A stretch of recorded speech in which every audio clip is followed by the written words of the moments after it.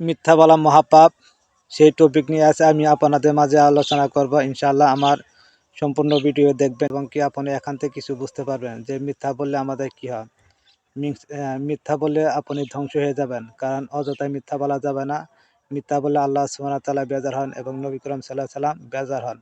আপনি যদি মিথ্যা কথা বলেন বরকত উঠে যায়, তাই আপনাকে সদা সর্বদা সত্য পথে চলতে হবে। অযথা মিথ্যা বলা যাবে না, মিথ্যা বলে হারাম কাটা যাবে না। অবশ্যই আপনি সদা সর্বদা সত্য কথায় তুলে ধরুন। আপনার কাছে যদি টাকা থাকে, কেউ যদি এসে বলে ভাই কিছু টাকা আমাকে ধার দেন, কিন্তু আপনি সরাসরি বলেন কি যে আমার কাছে টাকা নাই, হারাম, খুদার কসম, এগুলো বলা যাবে না ভাই, কারণ আপনার কাছে টাকা আছে, আপনি কেন হারাম এবং খুদার কসম কাটলেন। তাই আপনি তাকে বলুন যে ভাই আমার কাছে কিছু টাকা আছে, আমি দিতে পারবো না। শেষ কথা আল্লাহ সুবহানাহু ওয়া তাআলা এবং নবী করিম সাল্লাল্লাহু আলাইহি ওয়াসাল্লাম বেজার হয়।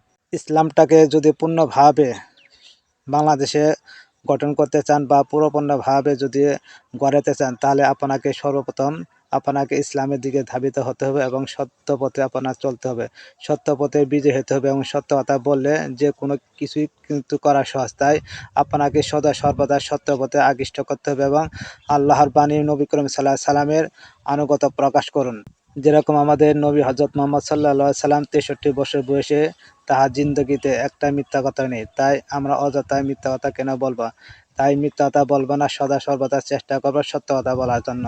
একটা কথা আছে, সত্য বলে কাউকে কাঁদান কিন্তু মিথ্যা বলে কাউকে হাসিয়েন না। তাই মিথ্যা অযথা কাউকে মিথ্যা আশ্বাস দিয়েন না এবং সদা সর্বদা চেষ্টা করুন যে সত্যকে আঁকড়ে ধরার জন্য এবং সত্য প্রকাশ করার জন্য। আপনি যদি সত্যবান হন, তাহলে আপনার এলাকার আশেপাশে সবাই আপনাকে স্নেহ করবে, মান্য দিবে এবং সবাই বলা বলি করবে যে উনি একজন সত্যবাদী লোক। আপনার কাছে যত বিপদ আসুক না কেন, সদা সর্বদা সত্যকে আঁকড়ে ধরুন এবং মিথ্যাকে পরিহার করুন। দেখবেন একসময় ইনশাল্লাহ আপনি জয় হবেন। আপনি যদি সত্যতা বলেন, তাহলে আল্লাহ সুবহানাহু ওয়া তাআলা খুশি হবে এবং সবাই খুশি হবে।